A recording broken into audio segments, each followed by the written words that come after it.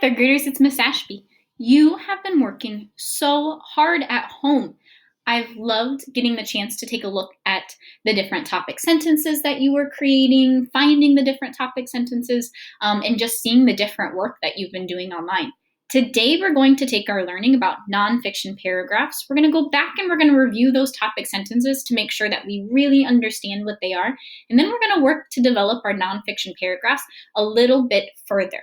Today, we're going to work to add some supporting details to a nonfiction paragraph. This is really important work to us as writers for what we'll do later. I wanted to review the difference between nonfiction and fiction. Fiction books have characters, they have a setting, they have a plot, illustrations, they have a theme or a lesson that a character usually learns. They can be realistic, meaning it's something that could happen, or they could be completely fake. A fiction story could have dinosaurs and aliens. A fiction story tells a story. Nonfiction is a little bit different because it's all facts. It's all real information. It's all things that you can prove. They usually will have a main idea or a topic. The author's purpose in writing a nonfiction text is to give you information. They want to tell you about a subject, or maybe they want to tell you about a person. Nonfiction will have lots of different text features, and you probably remember learning about text features in some of our reading units. So text features could be glossaries, it could be photographs, it could be a table of contents, it could be an index. All of those things are really, really important to nonfiction text, and they're something that we're going to continue to explore with nonfiction text later. So the reason why all of this is so important, the fiction versus nonfiction and writing nonfiction paragraphs, as writers in our units of study, we've often looked at different types of writing that you see in the world.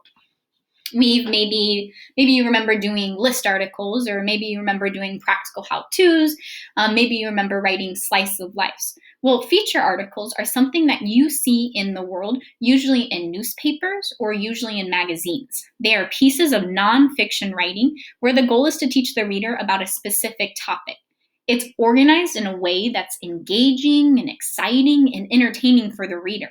So this is really important that we work on these nonfiction paragraphs, because later when you go to work on a feature article, you'll want to make sure that your information is true. You'll want to make sure that your information is presented in a way that's easy for the reader to understand.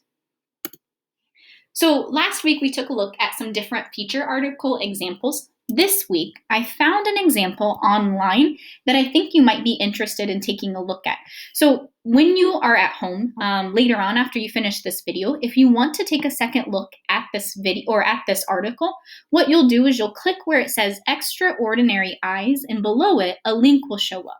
When you click on that link, it's going to take you to a Scholastic magazine. It's going to take you to the article called Extraordinary Eyes. So this is a feature article about different types of animal eyes and the way that they collect light.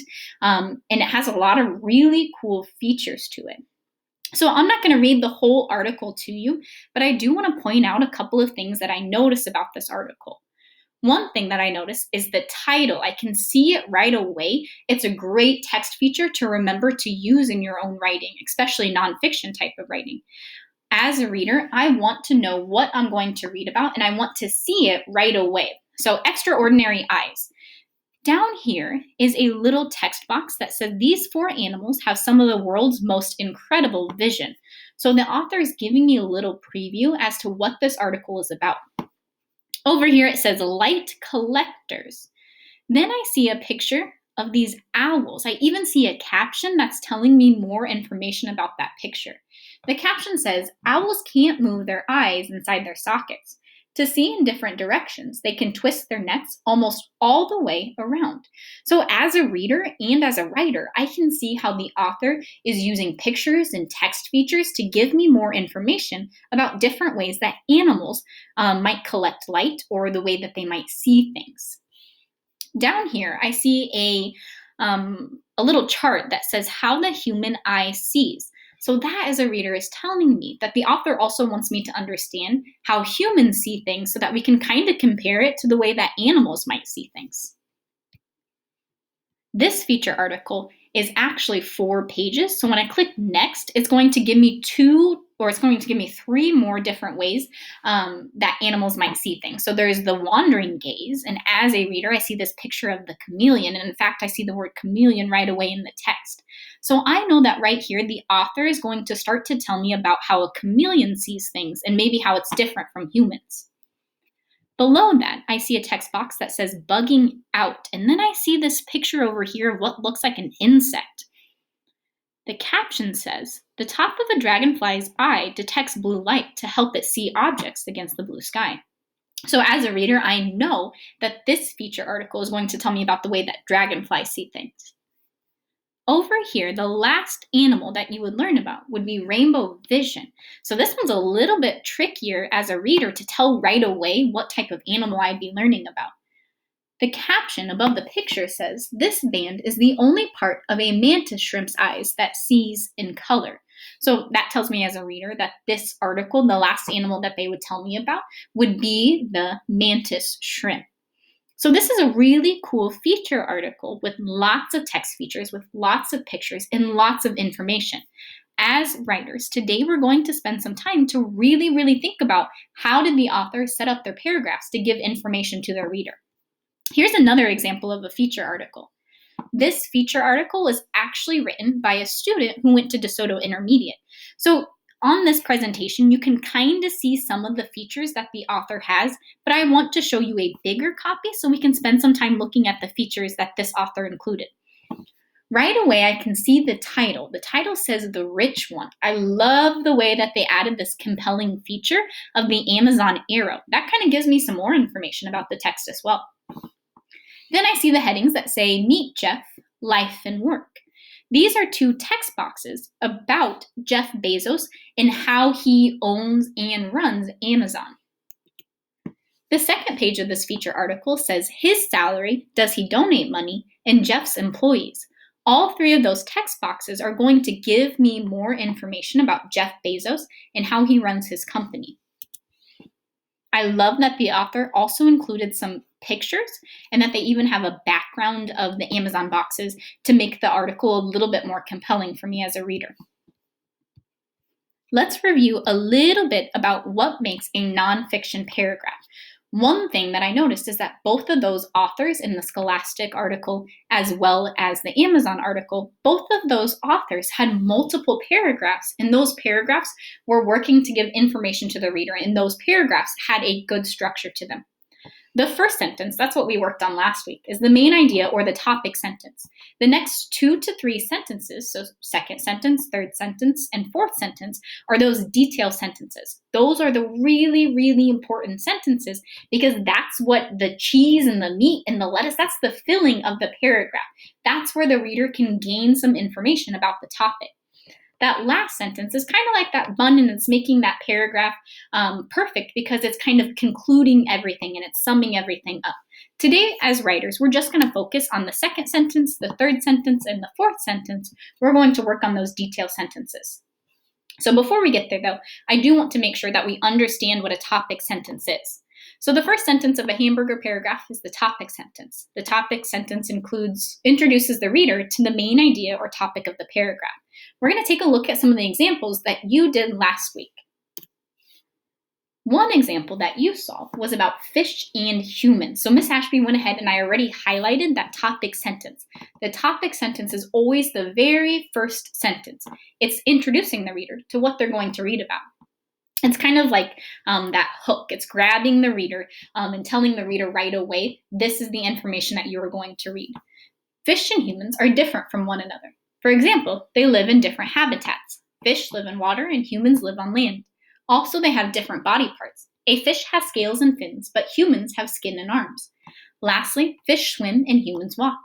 Fish and humans are different in many ways. Right away as a reader, I can tell that my topic sentence is the first sentence. And from that topic sentence, I can tell that I'm going to learn about how fish and humans are different from one another. This is very similar to the work that you've been doing with main idea and details. Here's another example that you saw. Hummingbirds fly in a unique way. They move their wings so fast that they can hover. This means that they can stay in one spot in the middle of the air like a helicopter. Sometimes they fly or hover upside down. They are the only bird that flies backwards.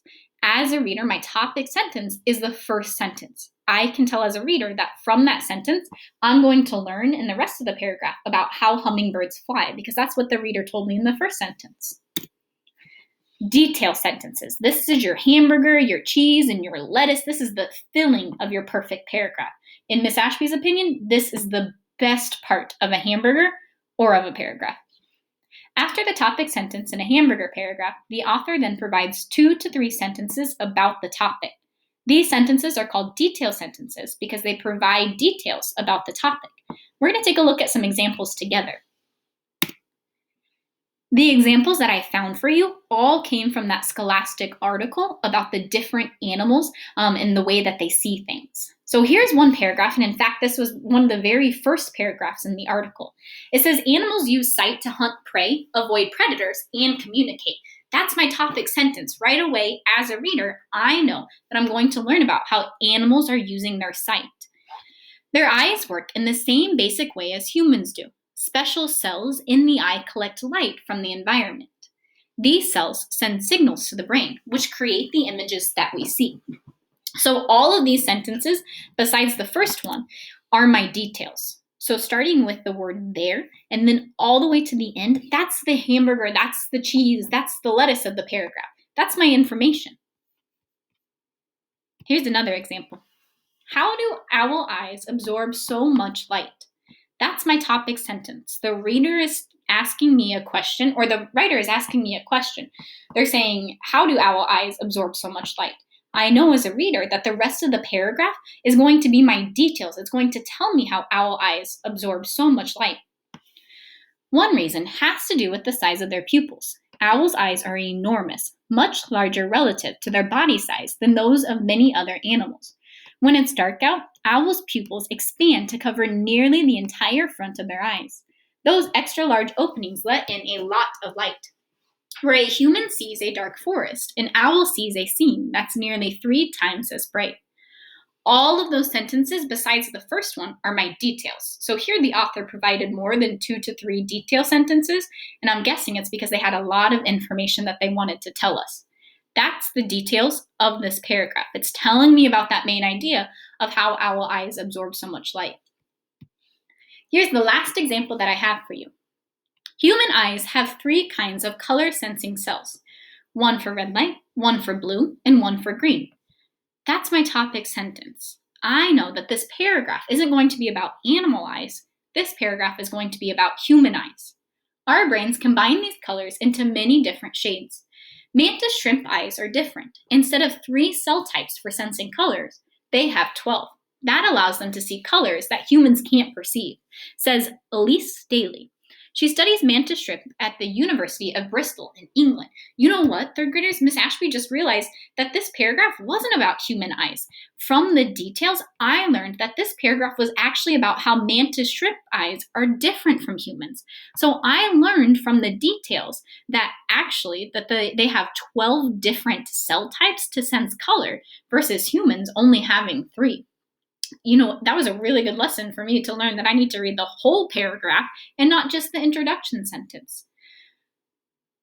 These authors worked really, really hard to make sure that the reader can understand what they're talking about from those paragraphs by adding those details.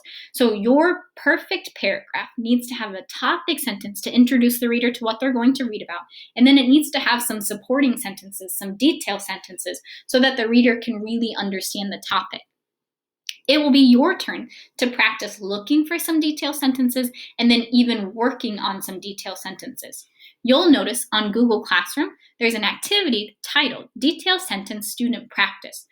It will look pretty similar to the practice that you did last week. So on Google Classroom, you'll be able to open up this assignment. It will look pretty similar to this. The first question says to find the detail sentences in this paragraph. You'll highlight them in blue. So this work is very similar to the work that we did last week, but it's also really similar to the work that you've been doing as a reader to find the supporting details in a paragraph. There's a couple more examples for you to do. The very last one is a little bit different. So instead of the sentences being provided for you, you'll work to create your own. So this paragraph has a introduction, it has a topic sentence, and it also has a conclusion sentence. So it's got the buns. You need to provide the filling. So you, as a writer, will be providing some filling about different ways that you earn Tiger tickets. This could be ways that you earn Tiger tickets, or it could be what you do with your tickets. What you, as a student, do with your tickets when you fill up your ticket tracker, what your class does with your tickets when you fill up your bucket, and then kind of how we celebrate as a school all together. When you finish, yours will look a little bit different. Instead, in the upper right-hand corner, you'll see a blue button that says Turn In. Make sure you click that button so your teacher can see the work that you finished and they can give you some feedback on what you were working on with your detailed sentences. I can't wait to see the work that you do, and I can't wait to continue our work with nonfiction paragraphs. I hope you have a wonderful day.